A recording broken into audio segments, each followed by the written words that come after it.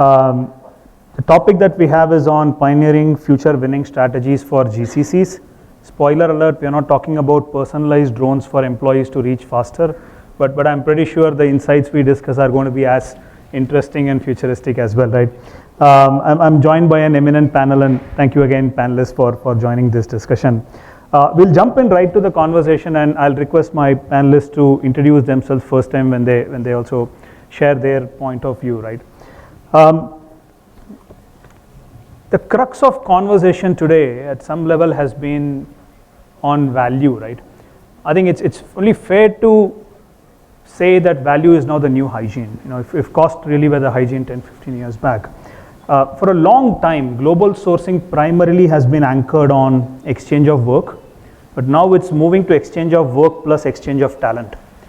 Earlier, if it was just process expertise, today we are talking about process expertise and business context adding to it.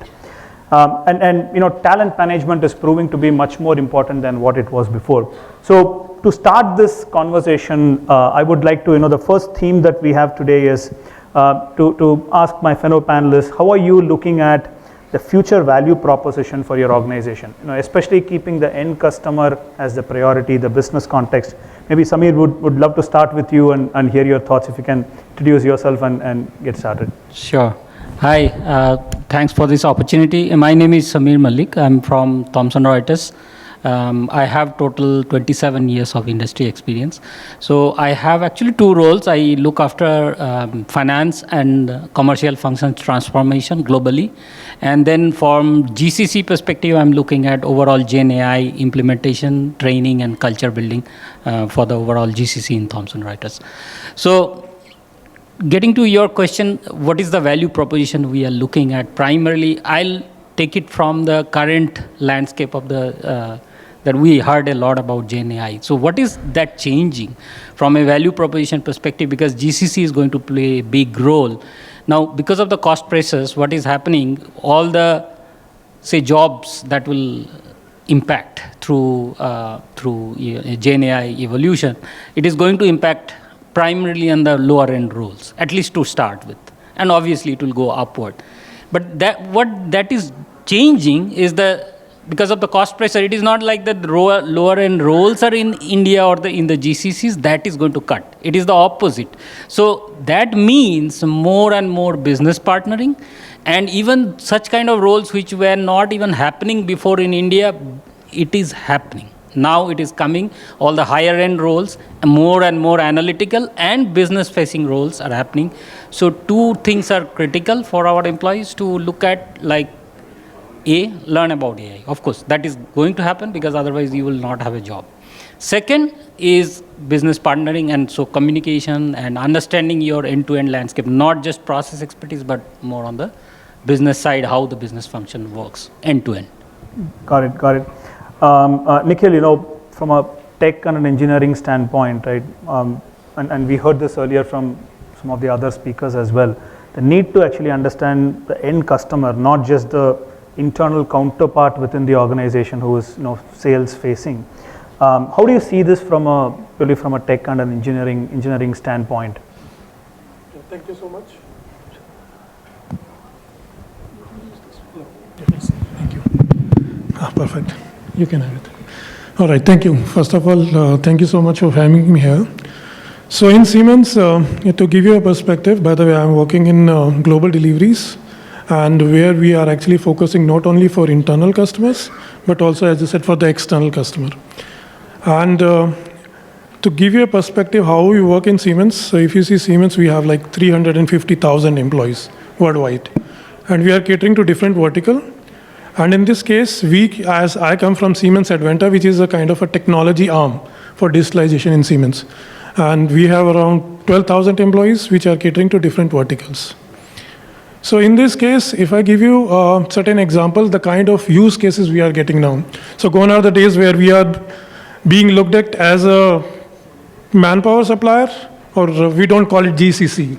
And the reason for that is when you say GCC, it has certain connotations. Like people say it's only the, exchange of manpower, exchange of work packages. But now we call ourselves as a global deliveries. And in this case, it's like an end-to-end value chain. It's not like we are focusing on work packages. we are focusing on how we can create more value. And just to give you a few use cases that we get is, like one of the use cases we got is, how can you detect litter on the ground through your dash cam cameras? So cameras are on the police vehicles, and you need to detect, is there a litter on the road? And in this case, if we have to work only in terms of GCC, then I think we cannot do it. Because unless person understand what is the process behind it, why they want to have it, what is the speed of the vehicle, what is the camera resolutions, it cannot be done. Right, so in this case, in India, in global delivery team, we have AI/ML practice. So we are not there in Gen AI, or we are really refrain ourselves from ChatGPT side, because it has its own, drawbacks. So as of now in India, or in rather global Siemens, we have a policy to not use Gen AI or any ChatGPT Copilot for production ready code, right? So for the value proposition point of view, we are focusing more on the domain side of it, how we can add value for our customers. Not only in terms of IT technologies, let's say Python, Angular, or for that matter, GPT things, but more about getting into domain. So this is kind of a value propositions we are seeing, and from the technological point of view, as of now, it's still experimenting, so we have already procured like 2,000 licenses from Copilot, and we are giving it for free for all our employees. Do experiments, but don't utilize in the production ready code. So that's the kind of tech enablement we are doing for our people in Siemens. Thank you. Got it. I've been buying from places like Amazon, IKEA. 10 times I get a good product, one bad product, and it goes on the website, and there is negative reviews and so on. And I'm pretty sure that's the case with many others. Karthik, in some ways, the work that you do involves a fair bit of retail customer direct impact as well. I'm just curious to understand from your standpoint as you look at GCC or global entity, so to say. How are you defining the future value proposition, keeping in mind that diverse group? Thanks, Bharath. First of all, apologies for landing up on the panel late. My name is Kartikeyan Ramamurthy. I head the strategy and operations organization for 𝗪𝗓𝗄𝐴𝑚𝑎𝑑𝑒𝑢s. So I think I'll start with where we roughly are, and then maybe we can make the stretch of where we are planning to go. I look at it at this point at 5 axes, and all the esteemed panelists talk pretty much about the first one, which is technology, engineering, to some extent the product management side. That, okay, I mean, all the technologists will kill me, but that's par for the course now, right? So I think we onboard new technologies. There are exciting ones. We saw quantum computing. We're talking about Gen AI. So I'll focus on the other 4 maybe. I think one, and it was spoken earlier as well, the other axis is talent. And when I'm talking about talent, it's specifically managing global roles, right? And say, if you were speaking to me 5 years back in the 𝗪𝗓𝗄𝐴 journey, these were far and few.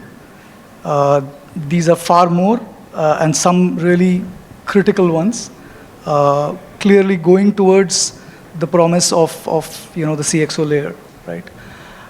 The third one that I see is the GCC's presence in critical global programs. What are we doing there, right? Do we have the play on the budget, on the strategy, or do we just own the execution piece?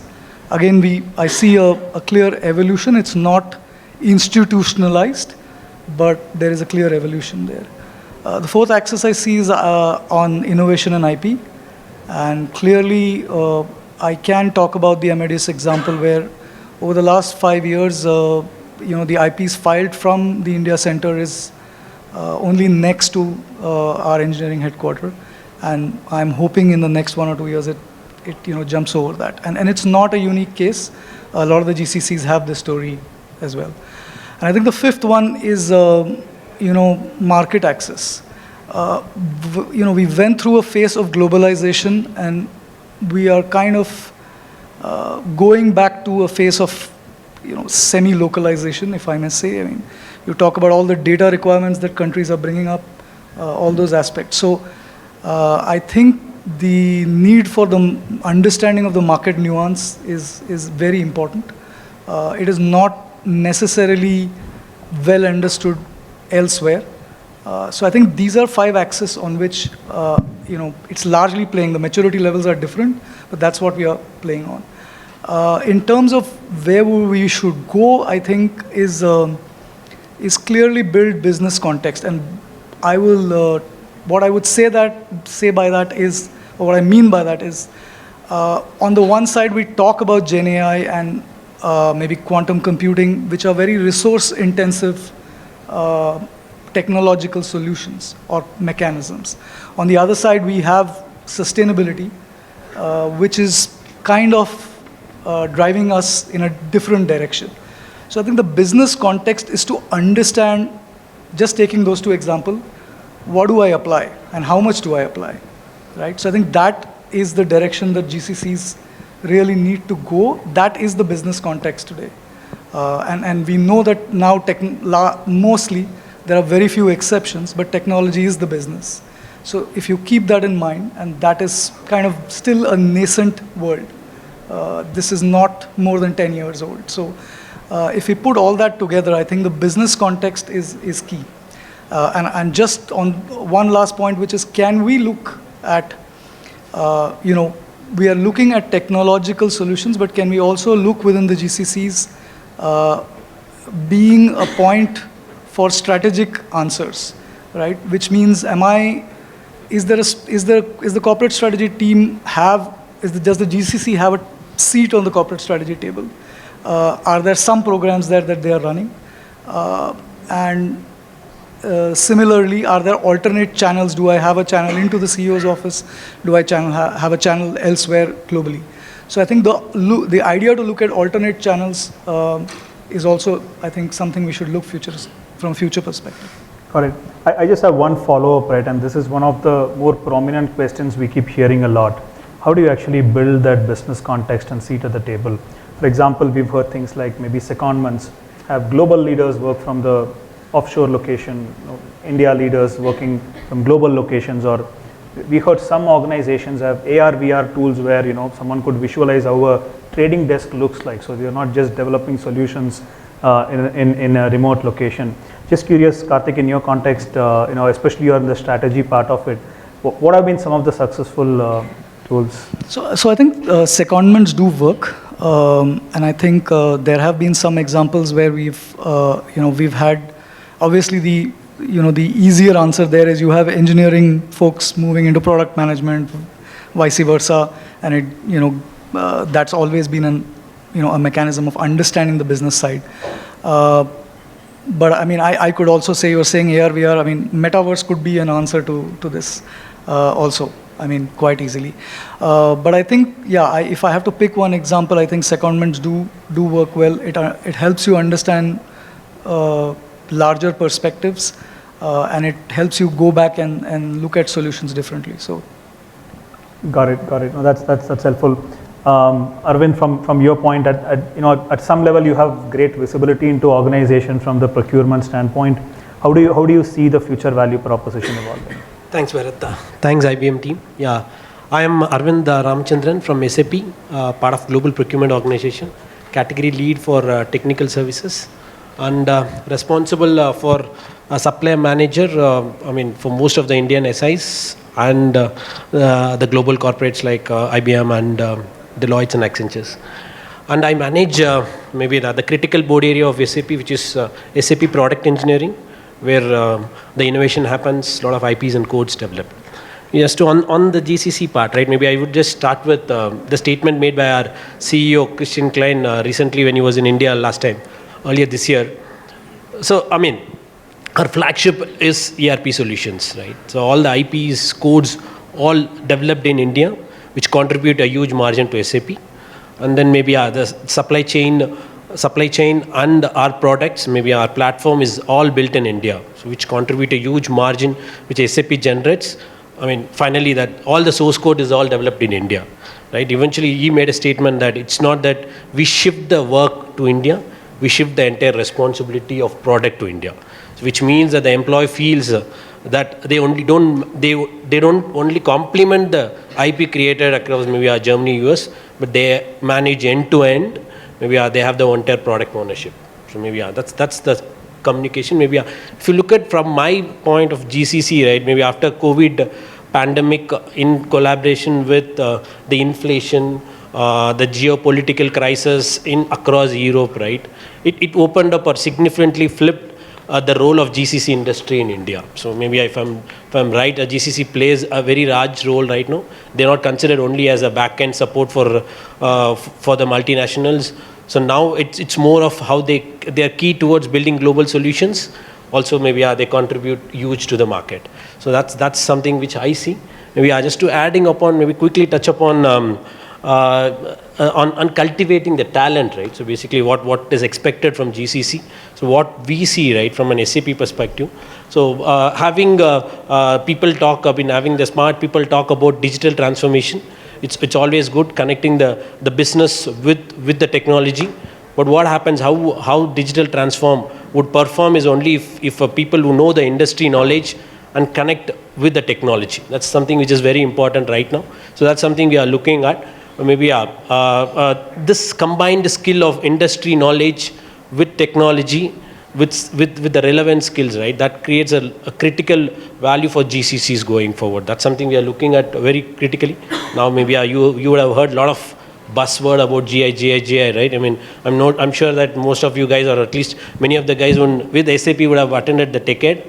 So the entire, maybe if you look at our entire marketing, or maybe the product is all modes, the platform, what we talk about, the business transformation platform, and rest is all the Gen AI.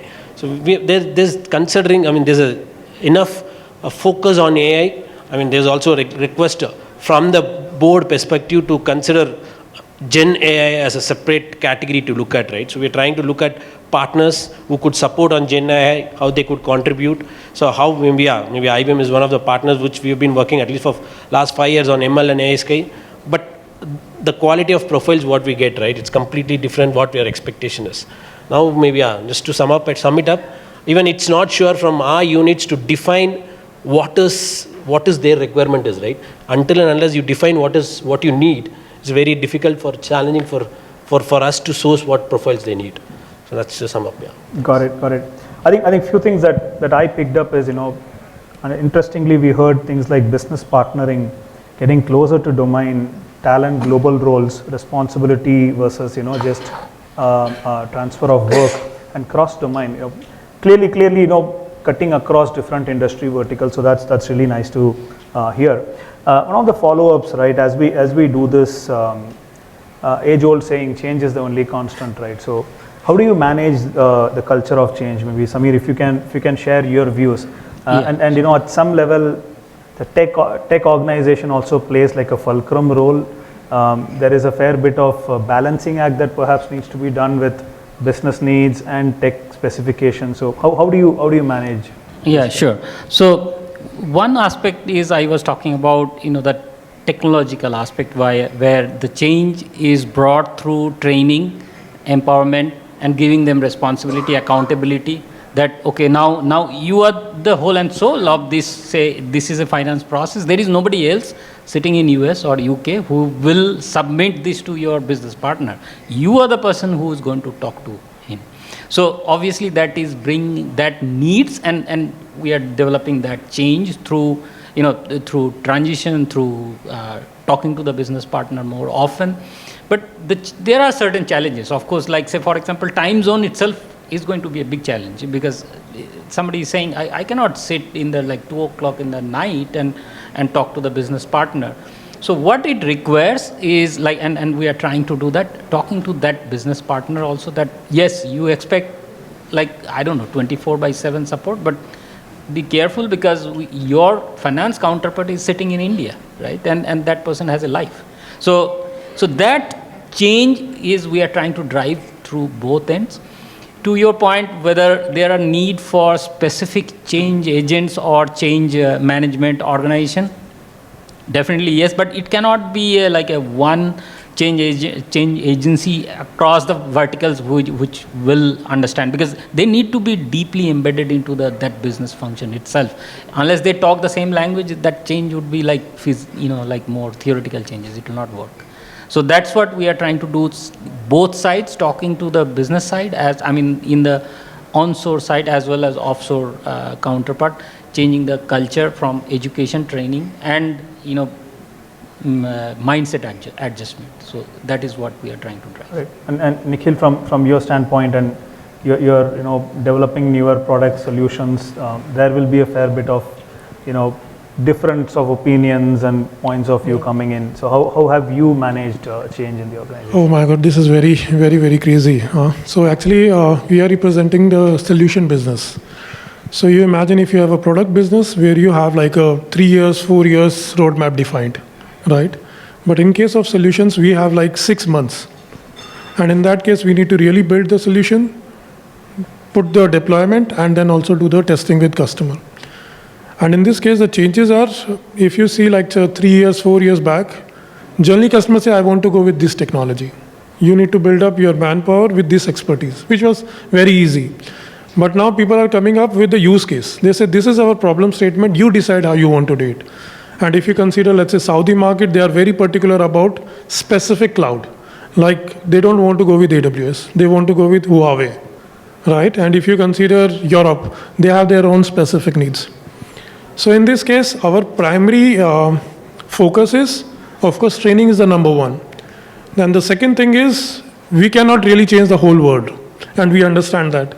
So that's why we are partnering, and 𝗍𝗶𝗴 and the team was there in our Siemens premises where we were discussing how we can build up our competency. And it's not like it's a one-way street. So we are just focusing upon how we can collaborate together to make it more value added for customer. So we are running few programs where we are seeking help from IBM, because we know you are way ahead than us, because the focus area is different. You are focusing more on this particular technology where we are seeing a gap. So this is how we are actually doing it. We are working with different partners. We don't call them supplier, because we are doing partnering. And that's why we are approaching to all the big ones in the market. One is IBM, AWS, Azure, and seeing how we can build our own expertise. Training is one aspect of it, and the second key aspect is the cultural change. So one of the key things that we are facing in our organization is, if we hire people, they have some product mindset, right? And if you ask a product guy to work for a solution business, it is different ball game altogether, right? Sometimes they have to work late, sometimes they have work on weekend. So in that case, we are always focusing on the flexibility of employees and make sure that they get the best outcome of it in terms of getting new technology know-how. And also, we are also taking care of how we can make sure that their personal and professional life is very well balanced. So to answer your question, it's not so easy, though I may be sounding very, it's easy to do. But honestly, it's a big shift. And this is why we are looking for a partner like IBM, so that we can build that change management, so that at least our customers, our partners, see a real value add. Got it. So that's all. Thanks. Got it. Kartik, I'm again putting you on the spot, but one of the things that I often relate to with change management is, hey, it's probably just therapy, right? You need people to listen to each other and understand and communicate very well. How much of your change management have you seen the role of communication, awareness creation, and addressing those cultural aspects? Probably it even ties to the business context and the secondments piece as well, right? So how have you seen this evolve in your organization? Yeah, as we all know, therapy always doesn't work, but so I think maybe taking an example there, Bharath, and I think I kind of echo with what everyone said. The aspect of training, empowerment, that does exist, but Amadeus has been now in the middle of a transformation to the public cloud. And if you look at that from a change management perspective, there is the technology piece to it, the platform piece and the application side. And there is an aspect in the change management of how do you time that, when do you train, who do you train, at what point. That timing has to be, close to perfect. So do you get that right? Because otherwise you run into a cascading challenge. And I think coming back to the overall, the other axis incrementally is, it's not just you. in such a change. It's your partners, it's your customers, right? You could very well have 2 customers telling you, okay, this does not align with my, my roadmap.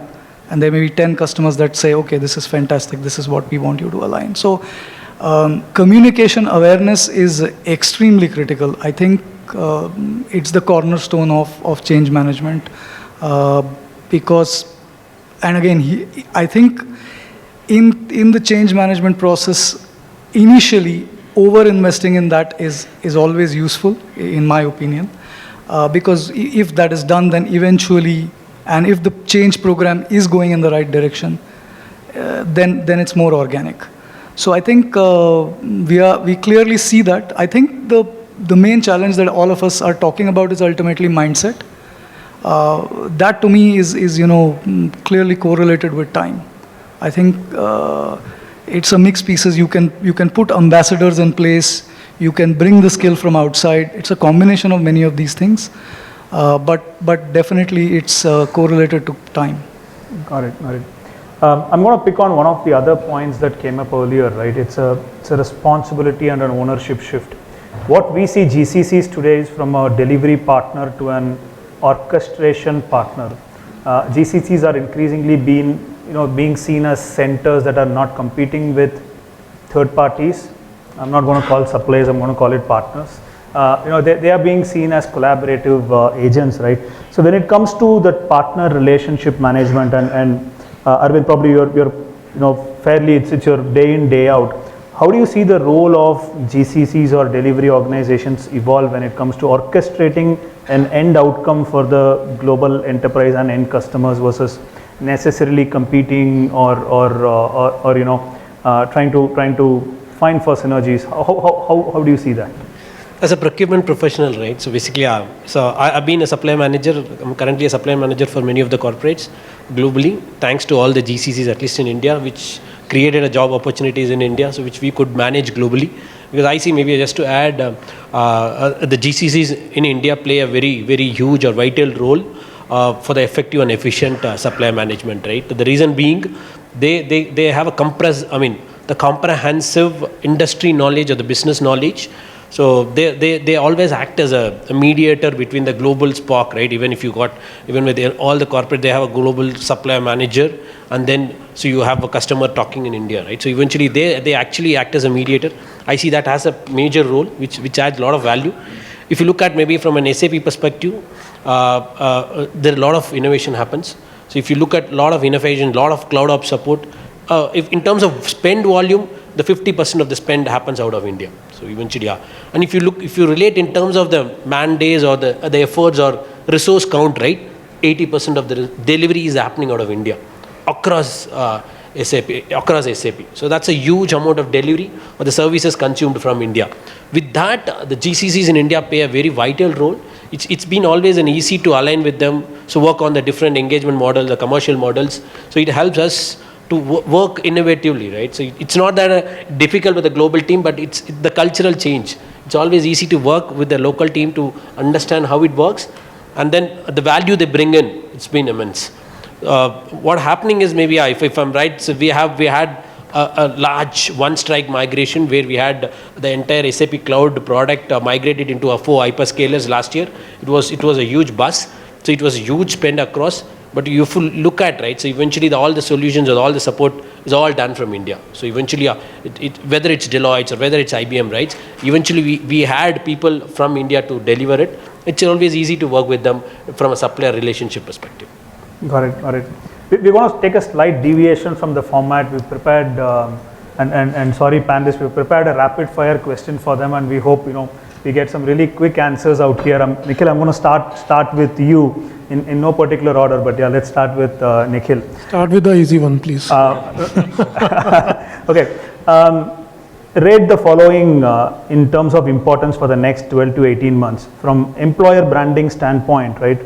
Compensation and benefits, your work environment, career development. How would you rate these three? I think first is work environment, second is career development, and the third one is compensation. Got it. Samir, this is for you, right? Rate the following in terms of helping GCCs build business context. Secondments, tech-based solutions, having same definition of success as global and offshore teams. How would you rate these three in terms of building business? Third one is definitely the most important one, because you have to treat GCC is the global capability for the organization, for the company. It's not an offshore center. Got it. Kartik, again, in terms of priority, right, rate these three, and this is an interesting one. For training programs, who would you rate first? First line managers, Gen Z population, function leadership. How would you rate these? Okay, it's a tough fight between Gen Z and the functional leadership. So maybe functional leadership first, Gen Z, and first line managers being last. Yeah. Got it.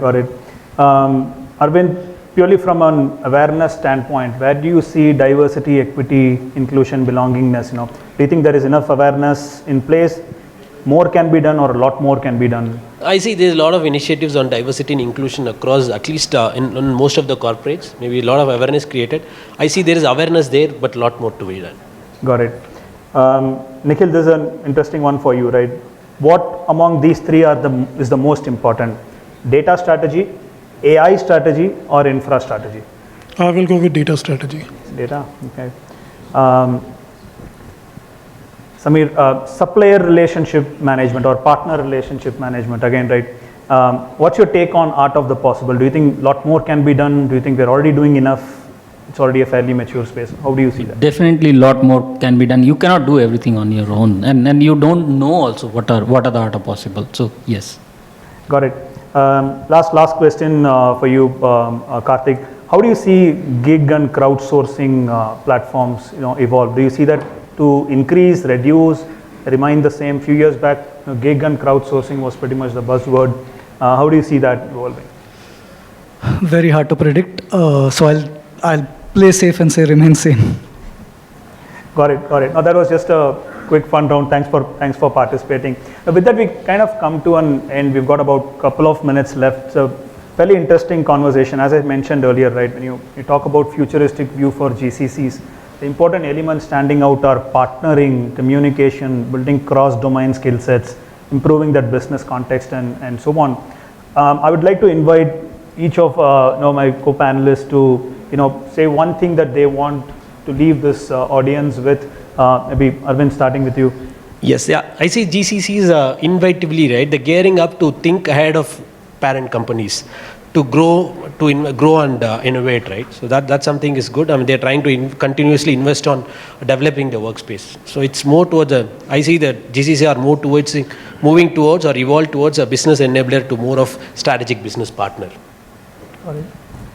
Yeah, so I would say in case of GCC, I think, as I said, we cannot do anything or everything by ourselves. We need to always look for partners like IBM. So one takeaway from my side is, or I want to put forth is, whenever we are coming to you as an IBM, we generally say we need front end, we need this guy. I think we need to change it, and there you can help us. Because rather than saying on the technology, it would be great if we really talk about domain, because everything will fall automatically in place. So my request is, when you are developing your people for the GCC support, always try to say how you can add more value, because this is what our partners and customers are looking for. And this will actually kind of an edge. I won't say it's a competitive ground, but of course it can add a lot of value. Samir? Yeah, I tell as part of my role to all, and then this is, I can tell all the GCC leaders here to tell your employees that AI is not going to replace your job, but those who know, they are going to replace. So please learn, fail fast, and move on. Kartik? Yeah, I'm going to say the most important thing, it's dinner time. No. Very quickly, I think, own the business context. I think the GCCs need to build market-aligned skills. Very quick example is, we talk about platforms. There are so many revenue models, monetization mechanisms around it. Do we really understand them? Are we building that capability? And last is to look at alternate channels, which could be partners, which could be, internal mechanisms as well. So those three. All right, great. Thanks. My one takeaway, if I were to share, is I want to stick with what Nikhil mentioned. GCC has traditionally meant in-house, but it need not be do it yourself. Look for the best outcome and orchestrate it. So thank you so much, panelists, for sharing your Thanks, valuable everyone. views. Thank you. Thank you, audience, Thank you. for being